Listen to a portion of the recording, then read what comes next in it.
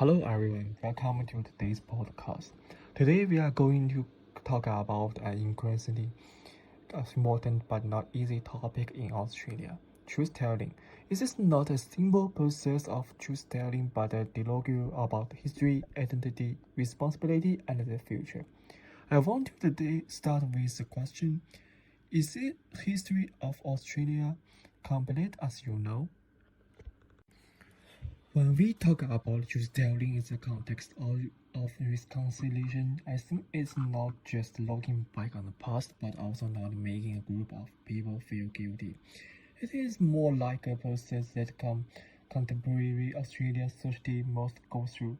People are willing to sit down and listen carefully to expressions of Aboriginal and Torres Strait Islanders. For me, the focus of truth telling is to establish a more honest, common understanding. Because if different groups have completely different understandings of what happened and why it is still important, then reconciliation is easy to stick off slogans. So what we need to understand in this part is that truth telling is not the end but the starting point of reconciliation.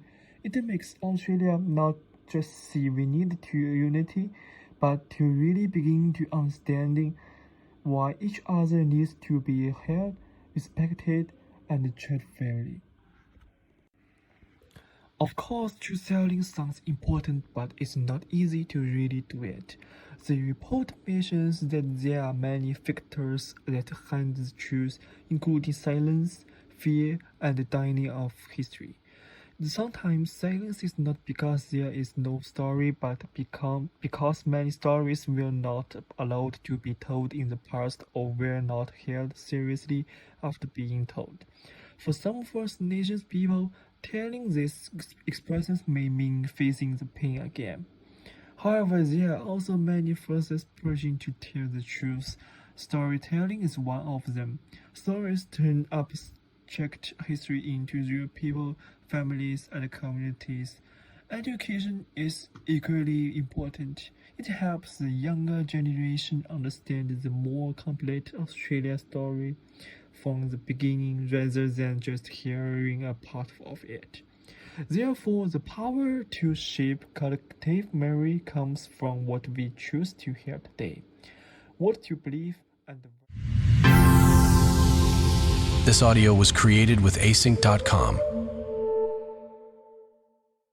what we choose to hear today, what you believe, and whether we are willing to face the truth together.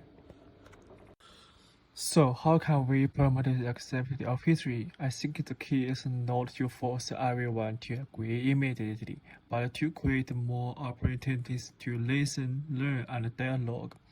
The first is curriculum reform. Schools and universities should expose students to a more complete Australian story, not only the harm brought by colonization, but also the cultural knowledge, contribution, and the resilience of the First Nations people. In this way, it will be easier for young people to understand that truth telling is not to create division but to help society see true. Next, there is also a very important method which is intergenerationally dialogue. There is a safe and respectful space of communication between young people and elders. First Nation and non-Aboriginal Australia in many cases understanding does not come from an explanation but from real listening. Therefore, accepting history is not to stop in the past but make today's Australia's better. And then follow is the real interview dialogue. Because you know what, our young people need all of you because our young people are killing themselves. Our young people are dying every day. Our women are getting bashed every day. And that's not me condemning my Aboriginal brothers because our women are with all men from all walks of life and it's not okay and we have to put an end to it. Our people are dying of type 2 diabetes and we sit and we talk about type 2 diabetes like it's a common cold. You know, our people out in remote communities are spending more time hooked up to dialysis than being out there in the bush and being connected and healing. So, when we talk about the truth, we are not only talking about history, but also about today's choices. Should we choose silence or listen? Do we choose to our comfortable fix or face them in a mature and respectful way? Choose reconciliation does not start with a perfect answer, but with honest questions.